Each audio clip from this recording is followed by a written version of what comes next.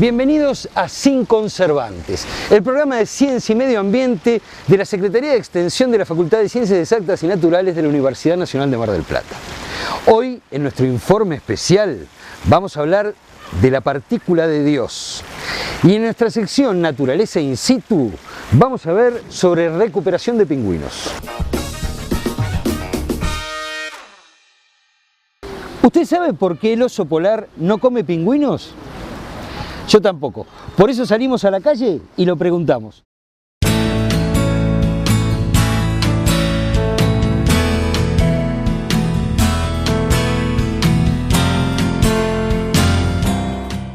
¿Por qué un oso polar no come pingüinos? ¿Qué pregunta más rara? Y no, la verdad es que ni idea. No, ¿come pingüino o no? ¿En serio? ¿No come pingüino? No, no sé, nadie me mata. No, tampoco, no tengo idea. Es porque no está dentro de la dieta de él. Come más pescado y focas come. Inclusive la va a buscar. La olfatea de afuera. Oh, mamma mía, Santa María, Santa María. No sé, 100, 200 metros. Va, la agarra, hace un agujero en la nieve, Mamma María, María Santa, Santa María Fera. la saca y se la come. No, no tengo ni idea. Porque es mucho trabajo al frío. Porque son amigos. Excuse me. ¿Por qué el oso polar no come pingüinos? Porque no hay pingüinos en el polo. Porque no hay pingüinos en el polo. Porque los pingüinos no están en el polo. El doctor Diego Rodríguez nos aclara por qué el oso polar no come pingüinos. Bueno, podríamos entonces intentar responder el por qué los osos polares no comen pingüinos. Los osos polares podrían comer pingüinos porque son predadores superiores en las cadenas tróficas marinas. De hecho, se alimentan de presas mucho más grandes que los pingüinos. Pero la respuesta es que los osos polares no pueden comer pingüinos porque viven en zonas diametralmente opuestas de la Tierra. A eso nos lleva a hablar de lo que significa el término de endemismo. Los osos polares, como nosotros vemos en las documentales, viven esencialmente en el Ártico. Son especies que han derivado, que han evolucionado a partir de osos terrestres del hemisferio norte. Mientras que nosotros los pingüinos siempre los tenemos asociados a la Antártida, precisamente porque casi todas las especies de pingüinos viven en la Antártida o en zonas subantárticas. De manera que aquí vemos que existen especies que viven en zonas muy distintas o diametralmente opuestas del planeta. Ese es el caso de los osos polares y de los pingüinos. En la distribución geográfica de los animales y de los vegetales también, principalmente aquellos marinos, tenemos un concepto que se conoce como endemismo. Endemismo quiere significar que hay especies que su distribución geográfica está restringida a un área particular. En este caso son especies que llamamos polares, de manera que su restricción en la geografía está asociado a zonas frías, como es el caso del Polo Norte o la Antártida. Nosotros nos podríamos preguntar si no existen especies que puedan vivir en los dos polos. Y sí, hay especies que viven en los dos polos, pero son especies marinas de aguas muy profundas. ¿Por qué? Porque las aguas profundas de los dos polos están conectadas por ciertas corrientes, de manera que hay especies de calamares, por ejemplo, hay especies de pulpos y de peces de profundidad que podemos encontrar especies muy similares en el Polo Norte y en el Polo Sur.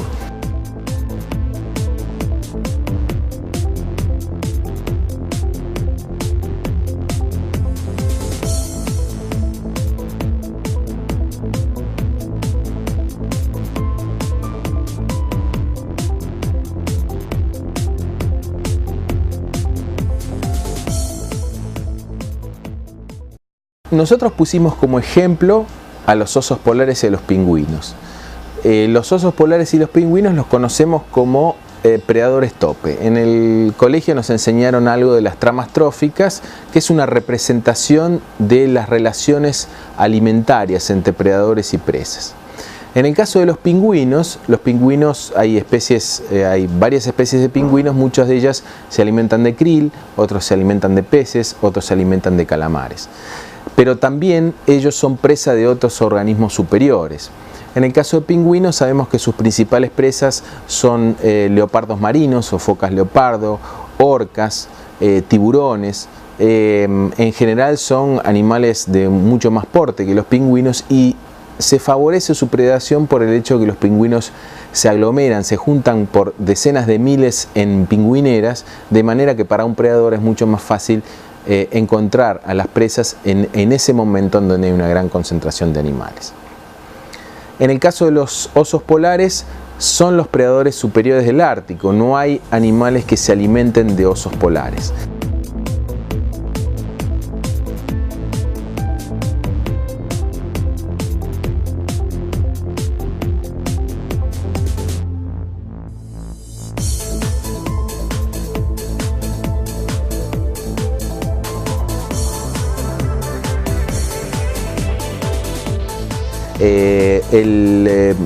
Hay distintas poblaciones de osos polares, algunas están asociadas con la captura de peces costeros, pero su gran mayoría se alimentan de focas árticas, muchas de ellas focas que viven en la parte de los casquetes del Ártico, otras que viven mucho más cerca de las zonas periféricas, pero en general la mayoría de las presas son distintos tipos de focas y principalmente los cachorros de esas focas, que los osos polares pueden olerlas a kilómetros de distancia, ni bien nacen, huelen la sangre de la placenta y demás y pueden caminar kilómetros y kilómetros para predar sobre focas. Pero para terminar la respuesta, los osos polares no pueden comer pingüinos porque viven al otro lado del mundo.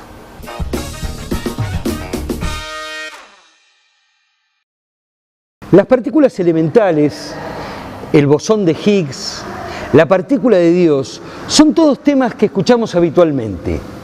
¿Pero sabemos de qué se trata? El doctor Oscar Sampaio, del Departamento de Física, nos va a explicar un poco más sobre el tema.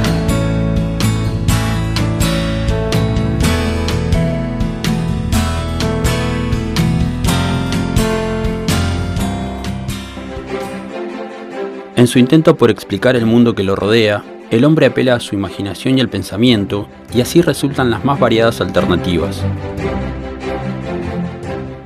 El pensamiento metafísico antiguo, el dogma eclesiástico en la Edad Media o el paradigma científico en la actualidad son ejemplos de ello. En nuestros días, diferentes ramas de la ciencia estudian los aspectos generales de nuestro universo, pero también hasta lo más ínfimo de sus componentes. Todos los elementos que conocemos y que forman el universo están organizados de acuerdo a sus propiedades en una tabla. Esa tabla nos habla de cierta regularidad en las propiedades de los elementos y esa regularidad se origina en que esos elementos están constituidos en sus núcleos por ladrillos comunes, es decir, sus núcleos están formados por protones y neutrones.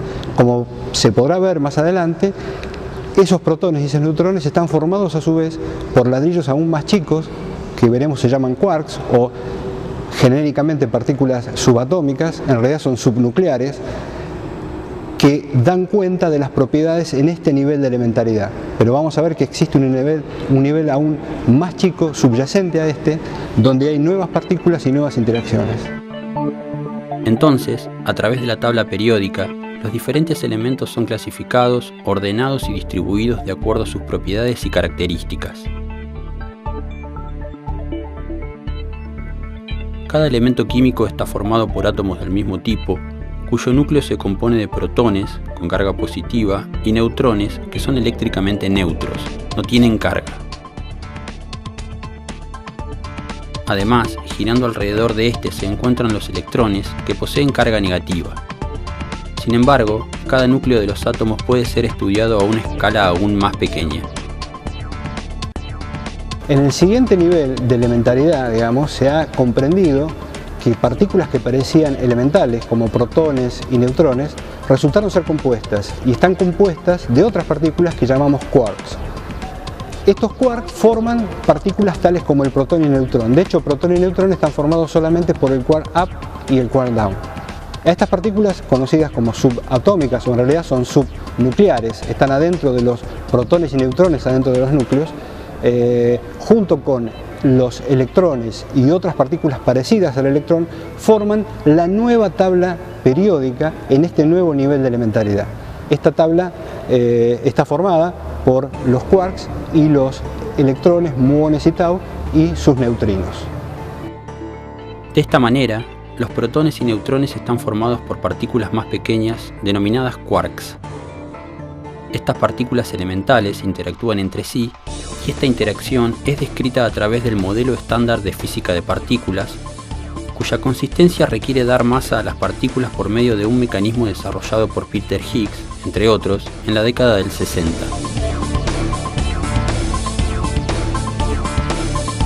Muy bien, estas partículas que forman estas familias interaccionan entre sí, es decir, sienten fuerzas que ejercen unas contra otras.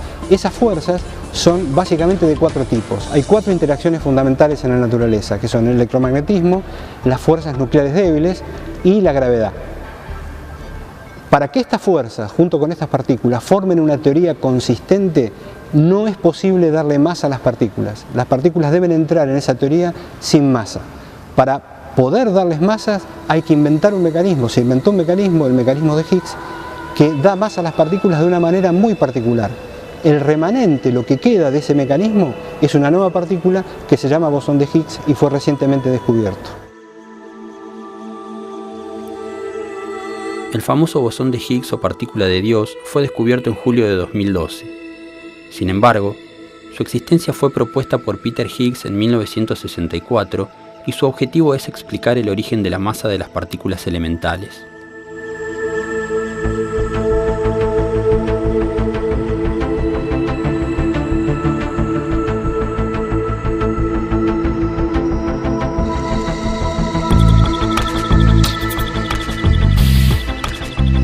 La importancia de su descubrimiento consiste en que, de esta manera, se podría develar uno de los misterios más grandes de nuestro universo. ¿Por qué algunas partículas que forman la materia tienen masa y otras no? Así, se llenaría un hueco que ha existido en la ciencia moderna durante los últimos 70 años. Bueno, el bosón de Higgs es una partícula que está predicha dentro del modelo estándar de las interacciones fundamentales, pero que no ha sido encontrada. Básicamente no había sido encontrada hasta hace unos pocos años, porque el modelo no predice la masa de la partícula, entonces es muy difícil saber en qué rango de energía buscarla. Ahora, durante el año 2012, se la buscó y se la encontró en un nuevo colisionador de partículas y se ha encontrado que tiene una masa de básicamente 125 veces la masa del protón. Es una partícula 125 veces más pesada que el protón, entonces se necesita mucha energía para producirla. Y eso se ha logrado en este colisionador en Ginebra y Francia, en la frontera entre Ginebra y Francia, que hace colisionar protones a energías muy altas. Y se ha encontrado, digamos, lo que quedó del Higgs, porque el Higgs se produce y decae muy rápidamente, y los productos del decaimiento son compatibles con haber venido de una partícula con las propiedades del Higgs. El Gran Colisionador de Hadrones es un acelerador de partículas que se encuentra en la frontera franco-suiza, ubicado a 100 metros bajo tierra, que sirve para recrear las condiciones a través de las cuales se originó el universo que habitamos. Este instrumento posee un túnel de 27 kilómetros de circunferencia que sirve para hacer chocar partículas subatómicas a una velocidad cercana a la de la luz, alcanzando altísimos niveles de energía. Fue de esta manera que se confirmó la existencia del bosón de Higgs.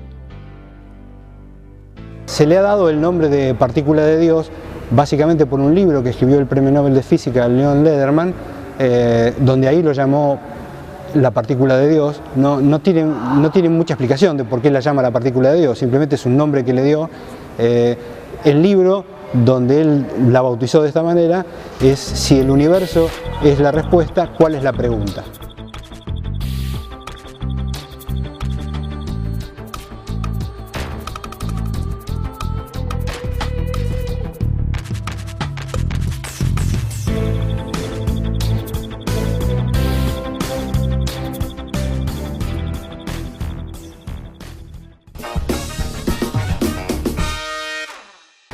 Todos los años aparecen en las costas de Mar del Plata pingüinos con problemas, la mayoría empetrolados.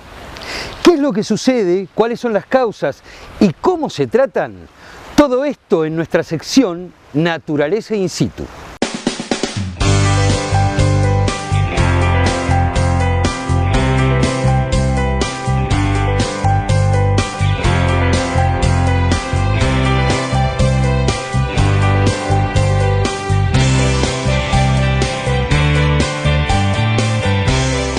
Hola, ¿qué tal? ¿Cómo están? Mi nombre es Fabiana Álvarez, trabajo en el Centro de Rehabilitación de Acuarios Mar del Plata y hoy compartimos algo interesante que es la reinserción de animales a su medio ambiente. Después de su tiempo de rehabilitación en nuestro centro, animales que llegaron con diferentes patologías, empetrolamiento, animales que llegaron con problemas en la muda, heridas, se rehabilitaron, o sea, los curamos.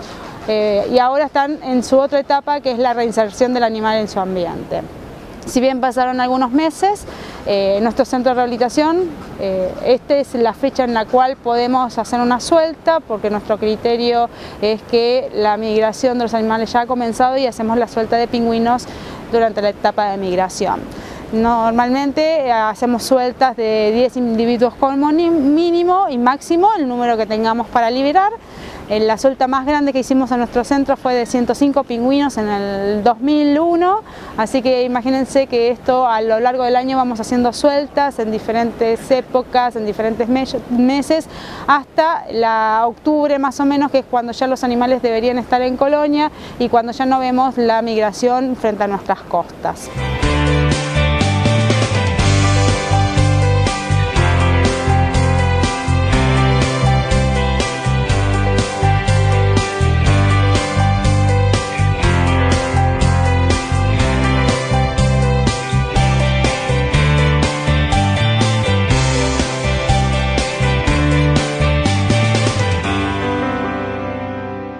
Los pingüinos los liberamos en grupos, como les contaba hace un ratito, porque es una estrategia. Los animales viajan en grupo, entonces cuando están en grupos tienen mayor probabilidad de la captura del alimento, la mayor probabilidad frente al escape de la predación.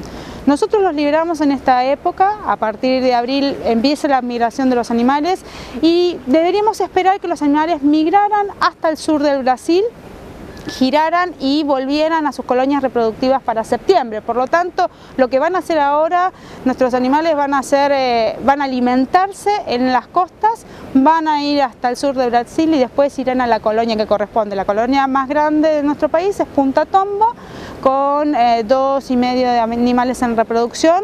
Para septiembre nacen los polluelos.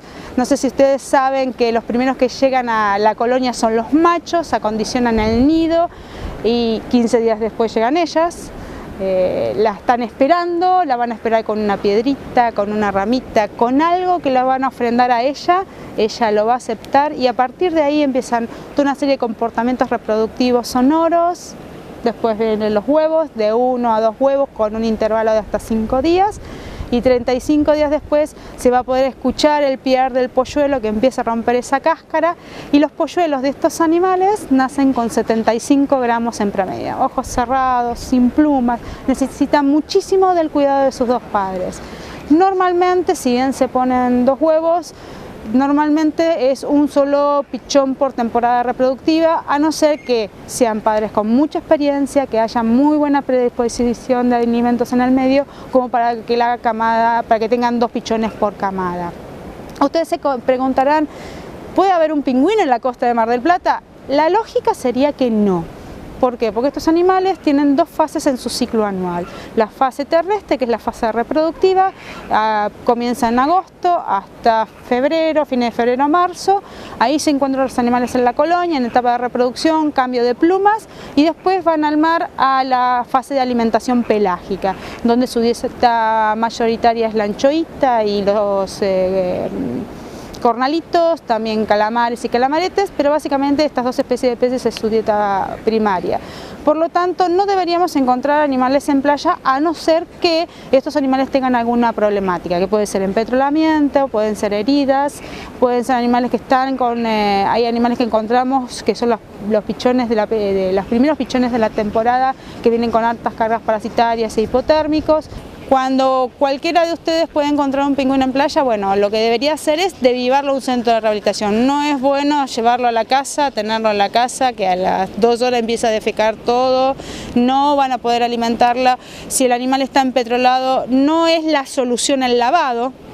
El lavado es parte de un proceso en el cual el animal tiene que tener un tratamiento de 40 días.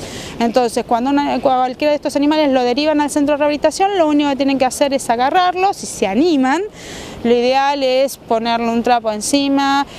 Las aves cuando tienen oscuridad se quedan tranquilos, le colocan un trapo, lo trasladan en una cajita y lo derivan. No tiene que ser alimentado, no tiene que ser mojado, no tiene que ser puesto en la heladera, no tiene que ser puesto en el freezer. Aunque les parezca mentira, eso ha ocurrido. Toda la consecuencia general es que el animal muere, porque justamente cuando salen los pingüinos a la playa es porque tienen un proceso de hipotermia, por heridas, por falta de alimentación o por empetrolamiento.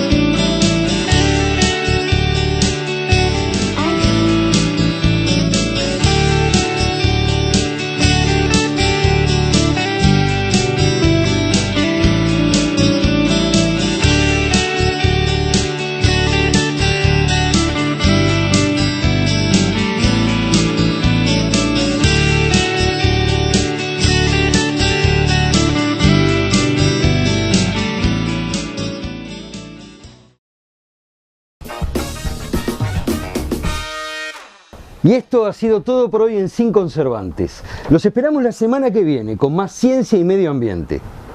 Gracias.